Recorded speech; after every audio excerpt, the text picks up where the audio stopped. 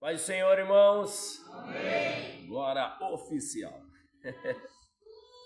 Olha aí, no mesmo horário que entrou o louvor. Olha que bênção. É sincronizado, né, presbítero? Glória a Deus. Vamos direcionar aí mais um dia de estudo sobre o nosso Deus. Em semana passada estamos, né, no tema do símbolo do Espírito Santo, ou os símbolos, né, alguns. Falamos sobre o Espírito Santo com o símbolo do fogo.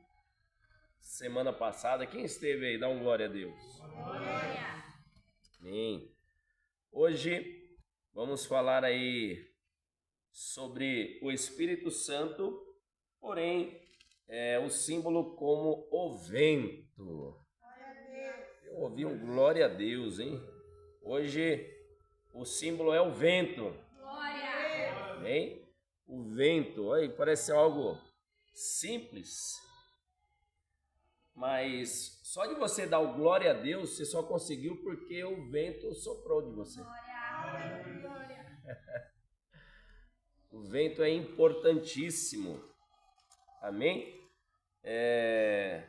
Antes até de ler algum versículo, o vento, irmão, significado se for procurar no estudo secular, até estudo de escola, você vai pegar lá o que é o vento, o que significa o vento, o que é o vento, né? Um breve resumo aqui, né, em algumas palavras, né? O vento é o movimento do ar. Isso se resume no que é o vento. O que é o vento? É o movimento do ar. Porém, da onde? É o movimento do ar na atmosfera da Terra. Amém, irmãos? Então, o movimento nada mais é que o movimento do ar na atmosfera da Terra, que é importantíssimo. Amém? A atmosfera é a parte gasosa do nosso planeta e é a parte que é como se fosse uma cúpula protetora do nosso planeta. Se não fosse a camada gasosa chamada atmosfera, os raios ultravioletas do Sol, que são fortíssimos, entraria e destruiria qualquer vida terrena. Mas a atmosfera, ela tem essa camada protetora e através dela pode ter vida. Eu vi um glória a Deus, mas eu não sei ainda se você está entendendo o mistério. Amém? Olha que interessante, o vento, ele é formado, primeiro que da parte de uma alta pressão, né? Primeiro ele se move numa área de alta pressão para baixa pressão. Amém? Primeiro de alta pressão para baixa pressão. Então, ou seja, ele vem de cima para baixo. Glória a Deus. De uma pressão mais alta para uma pressão mais baixa. Ou seja, é um movimento do ar na atmosfera, porém que ela inicia esse movimento de cima para baixo. Você está entendendo o símbolo do Espírito Santo aí? Nós já estudamos a origem da palavra, mas vamos falar um pouquinho, né, que a palavra original do grego é pneuma, que é até o tema também do estudo, pneumagiologia ou pneumatologia. Pneuma, que significa ar, sopro, vento, fôlego. Glória a Deus. Amém? E significa também espírito, tá? Então, é o símbolo do Espírito. Então, vento, ar, fôlego, vem da palavra grega pneuma. Amém? Quem tem as primeiras apostilas aí sabe, mas eu vou escrever ali para quem não viu ainda.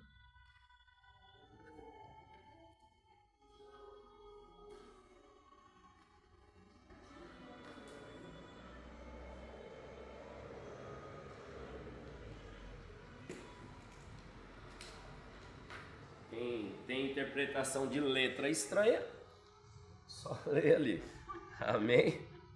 Pneuma, tá? Do grego, a palavra grega pneuma, que deu a origem à palavra sopro, vento, ar, tá bom? Fôlego, que é o símbolo do Espírito Santo. Amém, irmãos? Vamos ler alguns versículos primeiro, depois eu vou continuar falando do vento, esse a qual nós conhecemos naturalmente, né, da natureza, e também da referência sobre o Espírito Santo. Abra lá a sua Bíblia em Atos, né? Aquela passagem bem conhecida de todos. Atos, capítulo 2.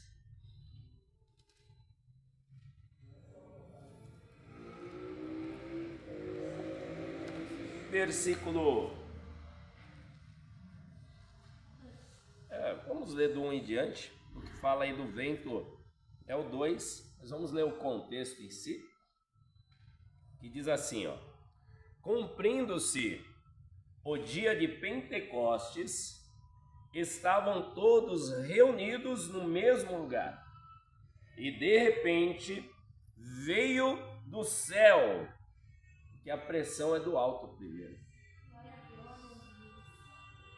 Veio do céu como um vento veemente, impetuoso, e encheu toda a casa em que estavam assentados. Nós estamos numa casa sentados aqui nessa noite. Esse vento veemente, impetuoso, vem encher ainda mais as nossas vidas nessa noite, em nome de Jesus. Você toma posse disso?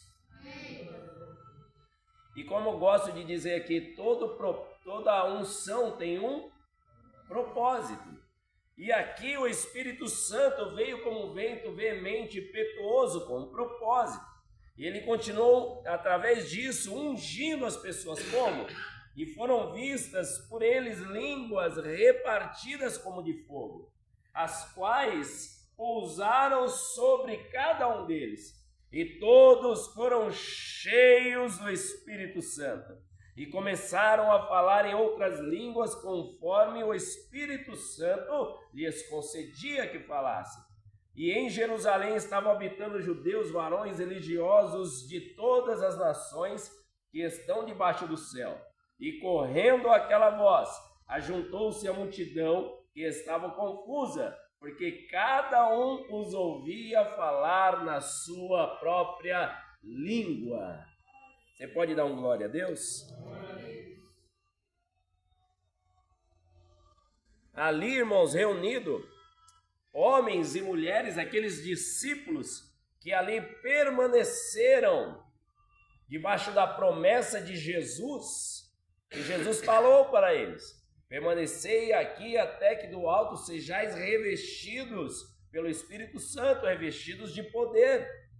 Ali tinham aproximadamente 500, e quantos ficaram até este momento que nós lemos aqui? Quem lembra? Quantos? 120. De 500 permaneceram ali aproximadamente 120 pessoas. Depois você pode tirar essa dúvida no capítulo 1, versículo 15. Aproximadamente 120 pessoas que foram obedientes ao Senhor, obediente a Jesus, que ali já tinha feito o seu ministério, tinha ensinado os discípulos, tinha sido julgado, condenado, morto, porém ressuscitado. E após a ressurreição continuou fazendo milagres, andando por 40 dias com aqueles discípulos. E mesmo tudo isso não foi suficiente para os 500 que ali estavam permanecessem. Olha isso, irmãos. Os próprios discípulos que tiveram a oportunidade de caminhar e estar com Jesus, vivo, morto, ressurreto, e mesmo assim não foi suficiente para alguns permanecerem. Mas eu espero que para você o que você tem ouvido e aprendido do Senhor tenha sido suficiente para permanecer. Porque os que permanecem recebem. Eu não sei se você ouviu. Os que permanecem recebem. E eles receberam o poder do Espírito Santo, a qual o Senhor já havia profetizado e a qual o próprio Jesus já havia soprado sobre eles. Amém? Depois a gente vai falar um pouco sobre isso. Sim. Por que será que os outros 380 não ficaram? A Bíblia não é explícita, né, em dizer por que eles não permaneceram. Devido a passar algum tempo, não suportaram o período de tempo, ou não tinha uma base, não tinha comprometimento, não tem uma... A Bíblia não relata exatamente. Ela relata aqueles que permaneceram. Olha como até é importante isso. Aquilo que a gente faz, que de repente não é na visão do Senhor, Ele nem quer relatar na sua vida. Ele quer relatar as coisas boas que você faz. Amém, irmãos? Eu vejo através disso. Por quê? Porque aqueles que não permaneceram, infelizmente perderam e não teve o seu nome relatado, mas os que permaneceram, sim. Não é à toa que quando há convocação para os diáconos mais à frente, porque os apóstolos estavam muito atarefados com as igrejas e tinha ali alguns serviços que eles não estavam conseguindo dar conta, como as viúvas, por exemplo. Aí eles falam, precisamos levantar entre nós 7 homens, varões valorosos, dá lá uma lista de como tem que ser, e esses tinham que estar dentro desses 120 também. Então, ou seja, aqueles que permaneceram, receberam. Mas o que cada um desses 380 fizeram ou aconteceu para eles não estarem, a Bíblia não relata exatamente. Então seriam 380 casos diferentes, porque cada um deve ter tido o seu motivo. Mas o motivo principal faltou intimidade. Porque quem tinha intimidade com o Senhor Jesus sabia o que estava por vir e tinha certeza que iria receber. Então, fiz essa pergunta porque já faz um bom tempo e eu venho me questionando. Por exemplo, tem muitas pessoas que vêm na igreja, que sentem, que testemunham a presença do Espírito Santo, mas não permanecem. Sim, é bom, foi até bom isso que o nosso irmão Wilson falou, que até foi um comentário que a gente estava numa reunião, a bispa ainda continua a reunião, e o Espírito Santo me trouxe algo parecido que acho que vai esclarecer, e eu acho que não foi em vão até que a gente falou lá. A parábola do semeador. A parábola do semeador diz o quê? Que o semeador saiu a semear. Algumas sementes caíram pelo caminho e o pássaro foi lá e devorou. Algumas caíram em meio a pedras, que tinha pouca terra, que logo o brotinho nasceu, mas foi queimado pelo fogo. Outras, essa é o X. Outras caíram em meio aos espinhos, cresceram, mas foram sufocados por ela e morreu.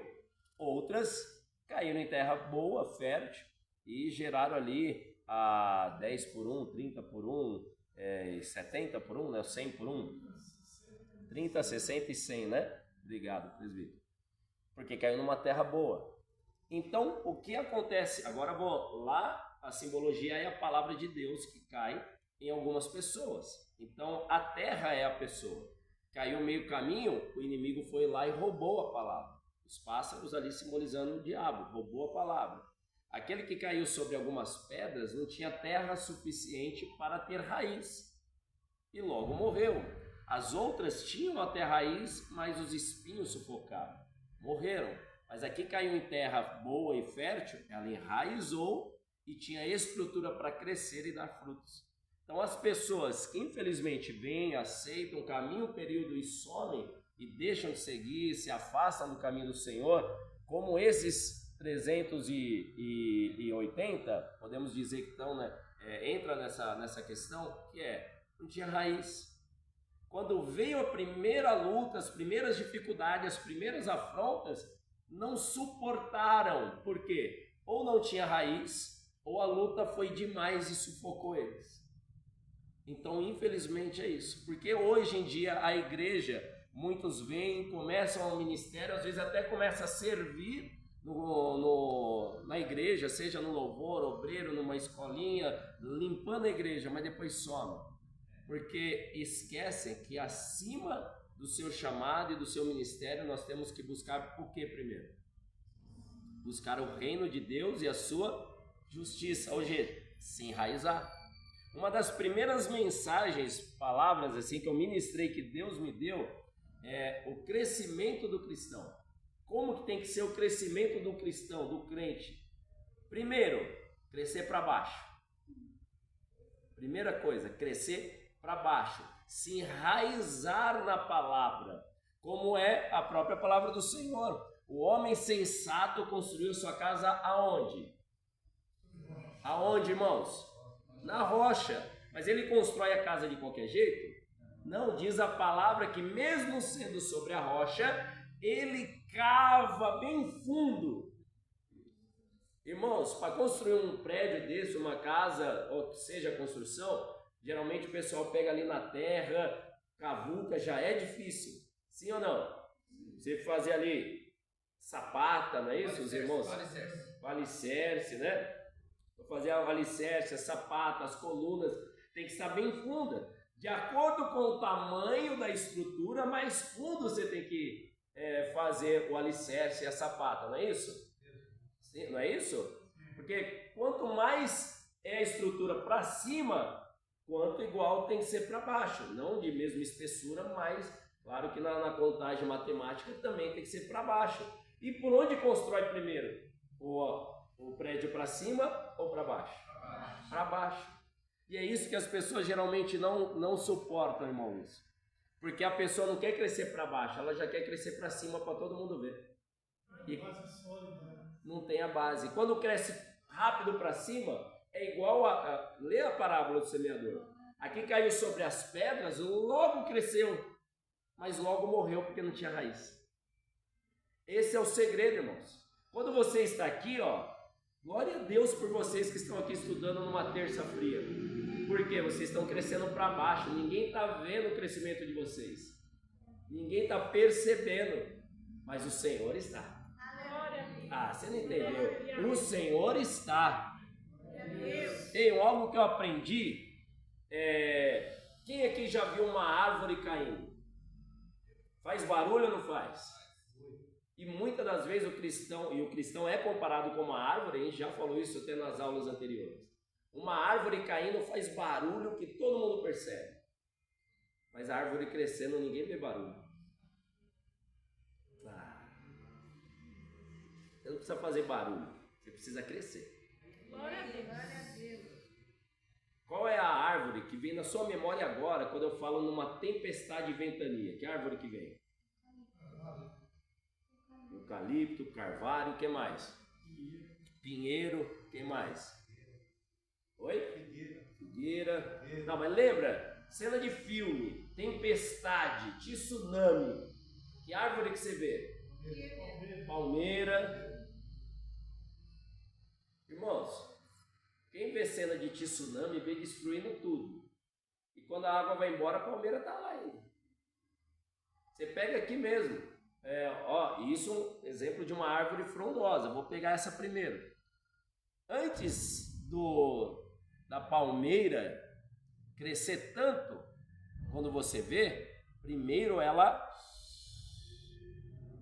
se aprofunda muito. E quanto mais se aprofunda, irmãos, quanto mais você cavar na terra, mais calor fica e mais apertado fica. Vocês não estão pegando isso, né? A pergunta do nosso irmão Wilson foi profundo demais, irmãos. E o que o Senhor está falando aqui é ainda mais. Quanto mais você se aprofunda na terra, mais quente fica e mais apertado é. Porque o caminho é estreito, mas ele conduz à salvação. Glória a Deus. Mais quente por quê? Porque quanto mais você se aprofunda, mais próximo do Espírito você está. E o Espírito Santo é um fogo que te acalenta. Aleluia. Ela está em busca de água também. Porque sem água, a árvore não vive. Olha aí. Qual é a função de uma raiz se aprofundar na terra? Buscar água e nutrientes. Eu sou o pão da vida. Aquele que vir a mim jamais terá sede, e rios de água vivas fluirão do seu ventre. Você não terá falta de água e nem de nutrientes. Amém? Por quê? Se enraizou. Quando você se enraiza, você aguenta. Agora, isso eu já te chamo, tá, senhor? Agora a palmeira, ela tem uma raiz muito profunda. O vento bate e ela aguenta. Porém a palmeira, se você cortar aquela, vamos chamar de espada, né? Porque tem várias folhas, mas a folha central ela nasce como uma espada.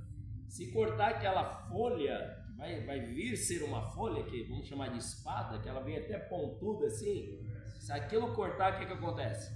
Apodrece e logo aquela palmeira morre. Então quando você não tem a espada,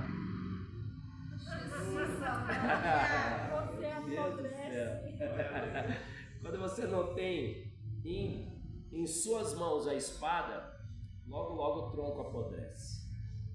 E aí não suporta e sai. Agora, quer ver um outro exemplo? Algo que não é tão forte e resistente como a palmeira. Bambu. Bambu é fácil de quebrar, irmãos? Vamos ser bem sinceros, é fácil ou não é? Se comparar com a palmeira. Muito fácil. Palmeira você quebra puxando ela com a mão? Até uma mudinha, você tentar arrancar, você não consegue. Porque a raiz está funda. Mas um bambu, se você puxar, você consegue quebrar? Você consegue envergar? Consegue. Mas você percebe, você já viu alguma plantação de bambu sozinho? Você não vê um bambu aqui e daqui 30, 50 metros outro bambu, mais 10 metros outro bambu, você vê isso? Não, por isso que a gente chama do quê? De bambuzal, porque tem um monte. Você é frágil se estiver sozinho. Um bambu sozinho, se bater o vento, ele enverga e quebra? Sim ou não, irmãos? Com certeza. Mas se tiver vários bambus, o vento bate, porém um bambu apoia no... Aleluia. E outro detalhe, o bambu, ele cresce primeiro para baixo. A raiz é para baixo, primeiro para a vertical e ramifica para a horizontal. Porque através dessa raiz da horizontal vai nascendo outros bambus. Glória a Deus. Ah, irmão, dá uma glória a Deus. Você está entendendo o que eu estou falando, não? O nome desse bambuzal, sabe o que é? Igreja. Glória a Deus. Igreja. Você é corpo de Cristo, você é a igreja do Senhor, é membro da igreja, é membro do corpo. E se o corpo e os seus membros estiverem próximos, pode vir um vento, tempestade, você até enverga. Às vezes você está até mais fraquinho, mas o irmão está mais forte, mais rígido, consegue te segurar, te ajuda. Aí vai vir um vento por trás, aí os de lá começam a envergar, mas os outros seguram. Aí vem o vento do outro lado, aquele que estava apoiando agora vem, mas os outros seguram.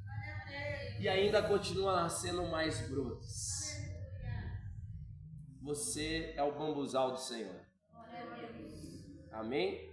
Você é o bambuzal. A raiz dá a estrutura, dá a base para que você fique em pé e que outros também cresçam ao seu redor. Amém, irmãos? Por isso que é importantíssimo você não estar sozinho.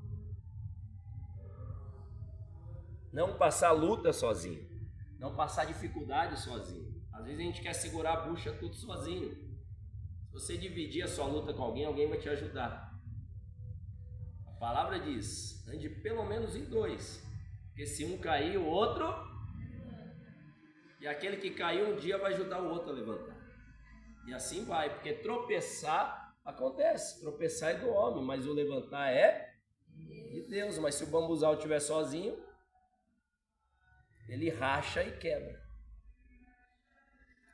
Amém, irmãos? Amém ou não amém? Tem várias outras coisas que a gente pode falar aqui, de bambu, de árvore, mas eu vou dar uma pausa por aqui que eu creio que já foi o suficiente. Amém? Tem mais coisas. A gente deixa para uma aula específica. Mas você entendeu o que o Senhor quis te dizer aí? Glória a Deus, obrigado pela pergunta. Nosso irmão foi bem coerente. Nosso irmão Edmar queria falar algo ou foi já esclarecido? Só que existe o erro, mas não podemos também persistir no erro. Sim. E também, a pessoa que está fraca, e também precisa também tentar fortalecer a pessoa. O erro acontece, a gente não pode permanecer, irmãos. Isso é importante, algo que, até uma frase que eu já ouvi uma vez, até todo mundo fala, errar é humano. Gente, errar é humano. Você errar uma vez, ok, errar duas, três, aí já vai mudando de contexto. Mas tem aquele que o burro nunca aprende. Ele erra, continua errando e persiste no erro, achando que vai mudar a história. Não, o burro ele erra e continua errando. Porém, o inteligente, ele aprende com seus próprios erros. Ele errou, sabe que errou e luta para não fazer de novo. Porém, o sábio, ele aprende com o erro dos outros. Por quê? Tem coisa que você não precisa errar. Se o outro já errou e não deu certo, para que vai fazer? Isso é ser sábio. Amém? Por isso que é importante, por exemplo, um testemunho na igreja, alguém que conversa com você e conta a história do que passou e o que é hoje, como você também tem que fazer isso. Ó, eu era assim, assim, assim, errei, falei porque eu fiz isso. Se eu soubesse, eu não faria. E de repente a pessoa está naquela mesma situação, quase para fazer o que você fez. Aí a pessoa fala, opa, não deu certo, por que eu vou fazer? Amém, irmãos? Então, isso é ser canal de bênção. Isso é ser o bambu que apoia o outro. Amém, irmãos? Voltando no vento, que enverga o bambu, que enverga a palmeira. Porém, o vento como símbolo do Espírito Santo. Pedir para os irmãos também abrirem a Bíblia de vocês em Ezequiel.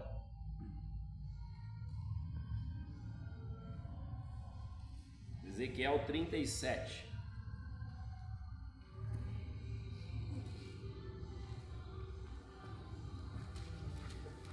Glória a Deus. Quem está aprendendo alguma coisa aí, dá um glória a Deus. Eu sou o primeiro a gritar aqui um glória, porque o Senhor falou comigo, está falando. Primeiro é para mim, por mim, através de mim para vocês. Amém, irmãos? Glória a Deus. Quem encontrou aí Ezequiel 37, dá um glória. Amém? Eu vou ler, irmãos, que o som aí da música do vizinho tá alto.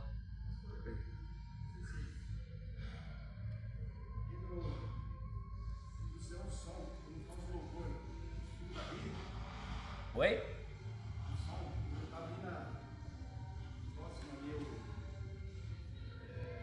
Colocar o nosso som lá? Ah, mas é fácil a gente ir lá evangelizar ele, irmão. Não, mas a gente não tem que pagar com a mesma moeda, né, irmão? É brincadeira, eu entendi. A gente tem que evangelizar mesmo, tem que evangelizar. Cada dia com mais sabedoria e prudência, em nome de Jesus. Mas é bênção, vemos a dica do nosso irmão aí para evangelizar os irmãos, né? E, inclusive, quem sabe lá também não tem algumas sementes que caíram em terra ruim lá, né? Então, mas é verdade. Só que toda semente ela tem um processo, né? Toda semente ela tem um processo. Então a gente tem que resgatar essa semente antes que elas morram. Porque a semente, quando morre na terra, ela produz. Quando cai numa terra fértil, ela produz. Mas uma semente que morre no cimento, por exemplo, já era. Mas tem esse exemplo da semente. Tem semente que é interessante, que às vezes ela não nasce nessa terra, mas ela é chutada, né? Ela é chutada por um, por outro. Até chegar em algum lugar. E ela vai brotar e vai crescer numa outra terra. Sim. Às vezes essa semente cai num lugar ruim, mas a água leva, o vento sopra. Aleluia. É? Glória a Deus. Amém? Ela tem que apodrecer, secar, para ela poder germinar, né? A semente precisa morrer para gerar. Quer ver um exemplo de uma semente boa que precisou morrer para germinar? Semente chamado Jesus. Glória a Deus. Semente precisa morrer. Fala assim: eu sou uma semente. Você precisa morrer, viu? Às vezes tem muita vida aí humana e precisa morrer. Amém, irmãos? Tá entendendo ou não? Nosso Senhor, a palavra do Senhor diz, né? Que a gente precisa o quê? Nascer. Para nascer de novo precisa fazer o quê? Morrer. Às vezes tem muita carne em nós. Às vezes precisa morrer. Às vezes não. A gente precisa morrer para ter vida. No reino de Deus é assim, irmãos, é o inverso do mundo. A gente precisa morrer para ter vida, perder para ganhar, doar para receber, divide para multiplicar. Comentário.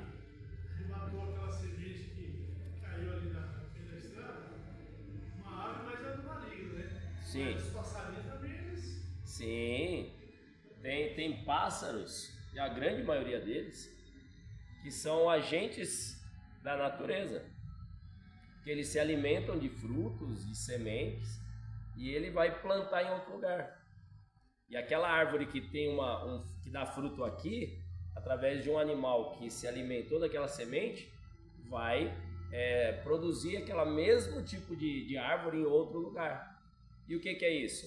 Ser minha testemunha, tanto em Jerusalém, Judeia, Samaria e os confins da terra. Então vai ser esse pássaro que semeia essa boa semente em terra longínqua. Amém, irmãos? Glória a Deus. Ezequiel 37. Senão eu vou ficar na semente, na árvore. Assunto que eu gosto. Natureza. Culpa do meu pai, eu não sei quem conhece aí. Que sempre nos ensinou aí a amar a natureza, os animais. A gente traz até hoje. Ezequiel 37. Depois você lê o capítulo inteiro em casa, para ter um entendimento maior até do que a gente vai falar agora. Mas vamos ler aqui, de princípio, só o 9 em diante, que diz assim: E ele me disse: profetiza ao Espírito, profetiza ao Filho do Homem, e diz ao Espírito: assim diz o Senhor Jeová, vem dos 4 ventos, ó Espírito, e assopra sobre os mortos, para que vivam. Eu ouvi uns glórias. E profetizei, como ele me deu ordem. Então o Espírito entrou neles, e viveram, e se puseram em pé, um exército grande em extremo. Então me disse: filho do homem, estes ossos são toda a casa de Israel, e eis que os nossos ossos se secaram, e pereceu a nossa esperança. Nós estamos cortados. Portanto, profetize e diz: assim diz o Senhor Jeová: eis que eu abrirei as vossas sepulturas, e farei sair das vossas sepulturas, ó povo meu, e vos trarei à terra de Israel. Eu saberei que eu sou o Senhor, quando eu abrir as vossas sepulturas e vos fizer sair das vossas sepulturas, ó povo meu, e porei em vós o meu espírito, e vivereis, e vos porei na vossa terra, e sabereis que eu, o Senhor, disse isso, e fiz, diz o Senhor. Amém? Glória a Deus. Passagem tremenda, né, nosso irmão João? Passagem que todo mundo conhece, já ouviu pelo menos algumas vezes, sobre a visão de Ezequiel, sobre o vale de ossos secos, aonde Ezequiel teve uma visão conversando com o Senhor, e diz a palavra que ele foi levado em espírito a um vale. Irmãos, isso realmente aconteceu. Amém, irmãos? O Espírito arrebatou Ezequiel. Aqui é um arrebatamento, irmãos.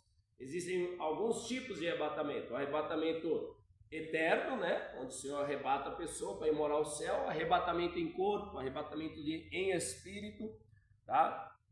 E aqui o nosso irmão Ezequiel, o profeta Ezequiel, ele foi arrebatado em espírito e levado a um vale. E ele é colocado no meio do vale.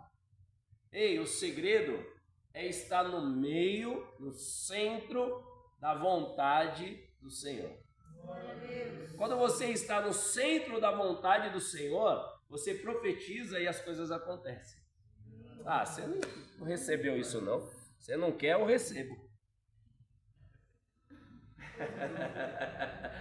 Quando você está com o Senhor, primeiro, quando você tem intimidade com o Senhor, proximidade com o Senhor, você tem visão do Senhor. Você tem revelações do Senhor. Você pode ser arrebatado em espírito, ouvir a voz do Senhor, sentir Ele te conduzir, fazer algo que você não imagina. Por quê? Porque você está no centro da vontade do Senhor. Não é a sua vontade, é a do Senhor. Isso Jesus nos ensinou na oração. Pai, se possível for, afasta de mim esse cálice. Era a vontade de Jesus naquele momento no monte orando. Mas ele fala, mas antes cumpra a sua vontade e não a minha. Isso é um exemplo de quem está no centro da vontade do Senhor. Ei, você pode orar pedindo várias coisas, pode e deve. Orar tanto coisas espirituais como coisas materiais, sim. Só não fica só no material, viu? Peça primeiro bens espirituais. Assim Jesus ensinou na oração do Pai Nosso. Quando não sabeis orar, orai assim: Pai nosso que estais no céu, santificado seja o teu nome, venha a nós o teu reino, seja feita a tua vontade. Primeiro é Ele, depois é você. Aí ele fala, assim na terra como no céu, o pão nosso, agora ele começa pedindo coisas materiais. O pão nosso de cada dia nos dai hoje, perdoa as nossas ofensas, assim como perdoamos a quem nos tem ofendido. Isso é forte, hein, irmãos? Já parou para pensar nisso? Já parou para pensar nisso, irmãos? Jesus falou, perdoai as nossas ofensas, assim como perdoamos a quem nos tem ofendido. Quem aqui já foi ofendido, caluniado por alguém aí? E aí você falou, pai, mata ele. Pai, destrói a empresa dele. Pai, faz isso, aquilo, outro com ele. Não, eu vou falando agora, você é nova criatura. Já morreu o velho homem. Morreu o velho. Porque quando a gente era do mundo, a gente pagava com a mesma moeda. A gente pagava o mal com... Mas quando a gente é de Cristo, a gente paga o mal com... Bem, por quê? Porque se faz mal para você, está fazendo mal para o Senhor. Por isso que Jesus, em João 15, fala, ei, se o mundo te persegue, te aborrece, fique em paz. Primeiro aborreceu a mim, perseguiu a mim. E eles só fazem isso porque você não os ama. Porque se você o amava, ele não te perseguia. Então, já que você me ama, ele te persegue. Então, fique em paz. Dá uma glória a Deus aí. Glória a Deus. Amém? Aleluia. É amigo mesmo. É amigo fiel ou não? Por quê?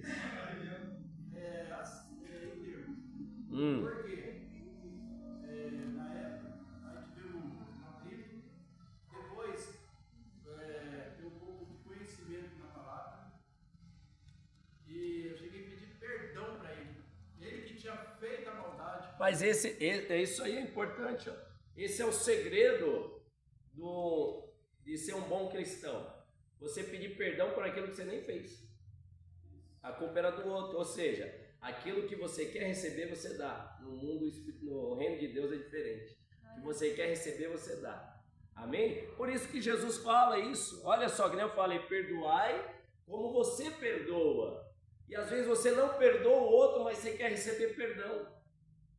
E o Senhor fala, você vai ser perdoado de acordo com o que você perdoa. É isso que Ele está ensinando na oração. Perdoai as nossas ofensas, assim como eu também tenho perdoado. Se você não perdoa o outro, você não vai receber perdão. Ou se você perdoa até uma certa parte, até um certo algo, é um certo limite que você está impondo para você também ser perdoado. Então tome cuidado.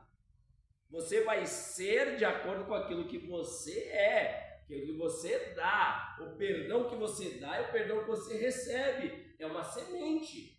A semente de novo. Se semeou, você vai receber. Irmãos, até tem uma palavra que eu falo e sempre tive comigo, e antes de ter um conhecimento pouco sobre isso, isso me acorrentou por um período. Por exemplo, uma palavra, aquilo que você semear, certamente ceifará, colherá. Mas irmãos, por que a palavra de Deus, por que o próprio Deus colocou dessa forma? Aquilo que você semear, certamente colherá. Mas ele usou o que? Semeadura, plantação. Irmão, se você tem um terreno e começa a plantar lá mamona, você vai colher o quê? Mamona. Mas você só vai colher se você esperar o processo inteiro. Sim ou não? Você plantou, começou daquela mudinha, você colheu mamona? Ela cresceu um pouquinho, já colheu mamona? A árvore está um pouquinho maior, colheu mamona? Ela cresceu, já colheu mamona? Começou a sair galho, você colheu mamona? Começou a sair flor, colheu mamona? Daquela flor saiu o fruto, que é a mamona, você colheu? Aí sim, processo. Se de repente você plantou algo que você sabe que a colheita é ruim, o que você tem que fazer? Arrancar. Para quê? Para plantar uma coisa que vai dar bom fruto. Para que eu vou ter mamona na minha casa, irmão? Só para fazer guerra com meus filhos? Jogar nos outros com estilingue? É divertido, mas na hora que acerta o olho, já era. Quem aqui já fez guerra de mamona? É divertido? Fica na memória, mas é passageiro. Se ao invés disso, você plantasse uma goiabeira, ó, ia doer mais. O irmão tá perdoando um pouco ele. Você tá querendo fazer guerra de goiaba? Mas espera a goiaba ficar madura, irmão, para fazer a guerra. Quem já fez guerra de goiaba?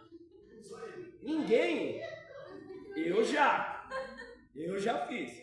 Mas irmãos, a gente só fazia guerra de goiaba lá com o meu irmão, os vizinhos, quando a goiaba estava bem madura e não dava para comer, que você tacou, ela explode. Meleca dura. Não machuca, não é na verde não, irmão. Aí a verde é pior que pedra.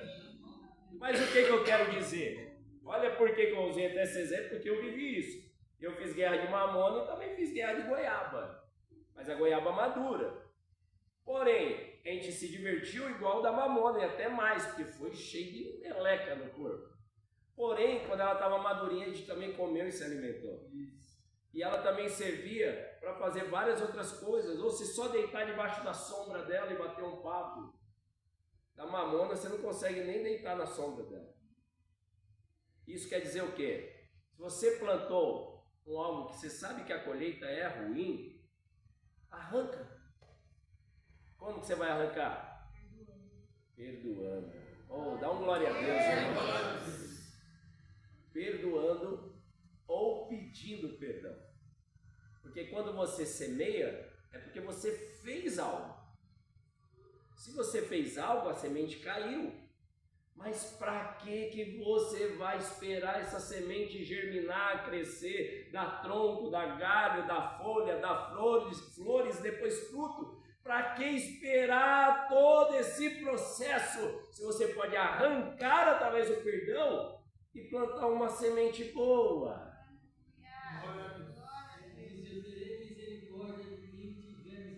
Isso, porque se plantou misericórdia, você vai receber. Sem falar nas consequências do pecador, da falta de perdão, né? É, porque é a semeadura.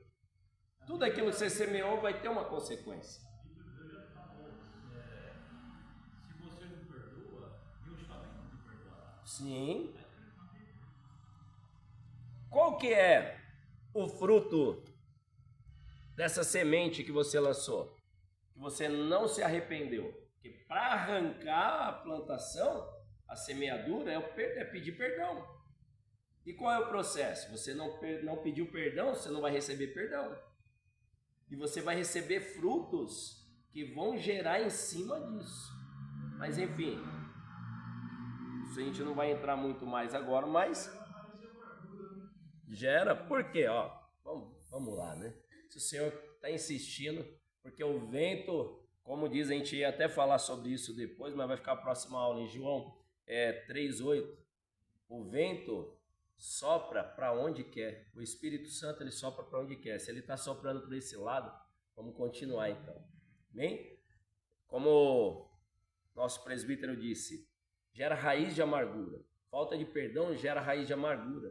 Ei, se você esperar uma árvore gigante de uma falta de perdão crescer, como a gente falou aqui, tem árvores que dá fruto ruim ou nada que se preste a não ser a madeira virar carvão. Só que também depois que ela crescer, irmãos, para tirar, você cortar um tronco, para você tirar a raiz depois, porque às vezes você consegue com grande dificuldade arrancar um tronco, mas a raiz às vezes você não consegue matar e começa a crescer de novo. Cedro do Líbano. Tem, ó, cedro, Do Líbano. várias outras árvores. Ele crescer 40 metros de altura, ele cresce 40 metros de raiz.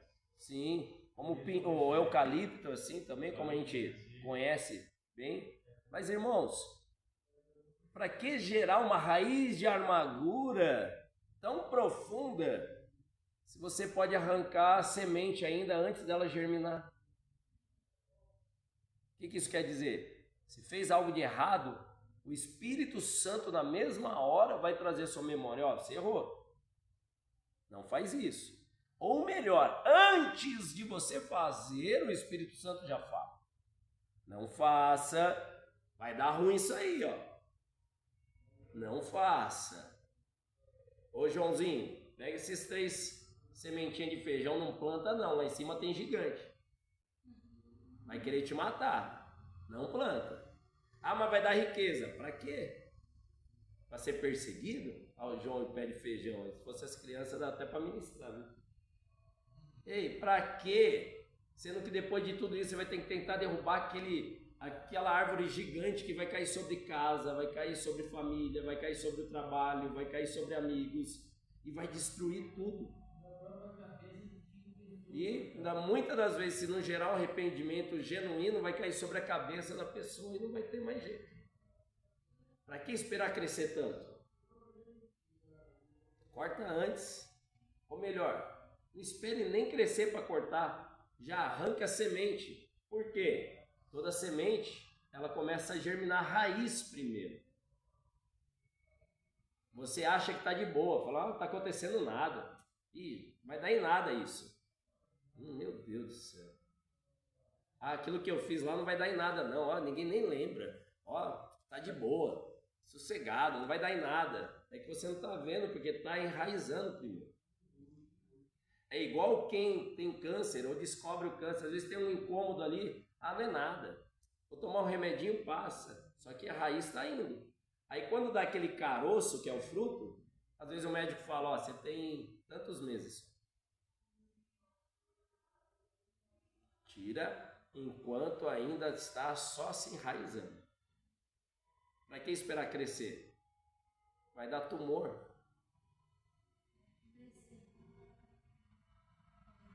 E esse aí traz podridão. E o resultado do fruto desse com raiz de amargura, o que é? A morte. Irmão, se o Espírito está insistindo nisso, ele sabe o porquê. Que a gente ficou em 4 linhas do que eu preparei. E a gente falou aqui umas 70 linhas do que eu nem escrevi. Mas o Espírito Santo sabe o porquê e você também. Também diz a palavra que a gente não pode deixar o sol se pôr, né? A gente resolver essas questões. Né? A palavra do Senhor diz: não se deixe se pôr o sol sobre a sua ira. Você se irou alguém, o que quer dizer essa palavra? Não espere o dia seguinte. Muito bem lembrado, o Espírito Santo lembrou no coração do presbítero. Não deixe se pôr o sol sobre a sua ira. Conversa, resolve. E às vezes é tão simples ali naquele momento, você acha que vai dar um monte de problema. Vai ter uma consequência? Lógico. Consertar imediatamente. Mas quando você conserta imediatamente, a manutenção é mais simples. Como um carro, né? Tem aqui meu pai e meu tio que trabalham com carro. Se você ouve um barulho no carro, fala, não, daqui a pouco eu vejo. Aquele barulho vai gerar outro, uma peça que vai estragar outra, que vai estragar outra. Quando você vai ver, o motor pegou fogo. E você ia ver lá no começo, chega para o mecânico, o que aconteceu? É que acabou a água. Se você não colocou água no radiador, ele fundiu o motor. Você precisa pôr água. Aleluia. Aleluia. Aí você tem que gastar, dependendo do carro, 7 mil, 10 mil, 15 mil. Depois vai vender, não pega isso. Aí você vende por 5 depois. Aí literalmente o mecânico fala pra você o quê? Ó, agora você vai casar com esse carro. Olha isso. Então, ou seja, se você resolver o problema no começo, você vai ter um carro maravilhoso pro resto da sua vida. Se você deixar ele estourar tudo, você não vai nem conseguir se desfazer dele e não vai ter o carro como tem que ser. Então é melhor você fazer a manutenção do seu casamento, do seu relacionamento, da sua vida. Porque depois que fundir o motor, ele nunca mais será o mesmo, mas você vai ter que continuar convivendo com ele. Fazer corretivo para depois só fazer as preventivas. Manutenção preventiva, né? Não, fazer corretivo. Então, você previne primeiro para não precisar corrigir, né? Depois você fazer a manutenção. E o que quer dizer essa manutenção preventiva? Você não precisa esperar dar um problema para melhorar. Problema da água. Ah, tá faltando água. Põe da torneira no motor. Não, tem a água certa para isso. Não é qualquer água que você tem que pôr. Ah, mas funciona por um período. Mas começa a dar ferrugem, corrói por dentro e você nem percebe. Eu vou divulgar esse vídeo aqui que algum mecânico deve estar precisando ouvir. Mecânico, agricultor, setor civil. Eu só brinquei assim para quebrar o gelo, porque você sabe que tá doendo aí, né? Tô falando no geral aqui, mas... Então não espera dar problema. Um amigo meu, que é guarda-vidas de praia, bombeiro mesmo, outro dia eu interroguei ele e falei, deve ser muito difícil esse trabalho seu, né? É difícil, mas o principal, sabe qual que é? Eu falo, qual que é? O que é a sua principal função? É a prevenção. Eu falo, como assim? Eu falo, eu não quero ter que ficar entrando na água salvando todo mundo. Mas se eu prevenir eles aqui na areia, eles já vão entrar conscientes e não vão se afogar. Então nós precisamos nos prevenir antes de acontecer algo. E aí a palavra do Senhor diz, fugir da aparência é fugir da aparência, não é fugir do mal. Porque quando você vê que já é mal, às vezes já é tarde, você já está envolvido. Quando ele fala a aparência, quer dizer o quê? Pode ser que seja mal. Se você já acha que pode ser, nem vai. Foge. Foge. A única coisa que o inimigo fala para você enfrentar, que Deus fala para enfrentar, é o inimigo. Quando ele vem contra você, você estufa o peito e fala: opa, quem habita aqui em mim é maior do que você, sai fora. Dá um glória a Deus mais forte aí. Glória a Deus. Por mais que esteja doendo. Agora, quando você vê que é a aparência do mal, nem vai. Se já teve problema com bebida, com álcool, para que vai passar em frente de um bar que você sabe que de repente tem um amigo? Você já sabe que vai ter problema com uma outra coisa, para que vai passar perto daquilo e te gerar uma tentação? Tentação não é pecado, irmãos, entenda isso. Mas se você pode fugir da tentação, foge.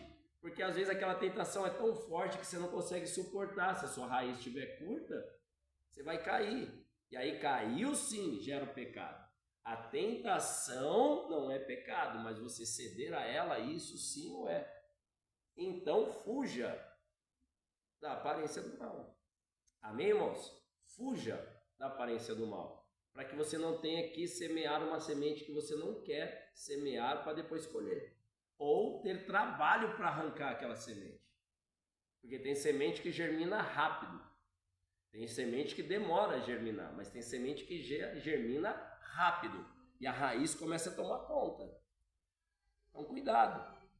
Como uma batata.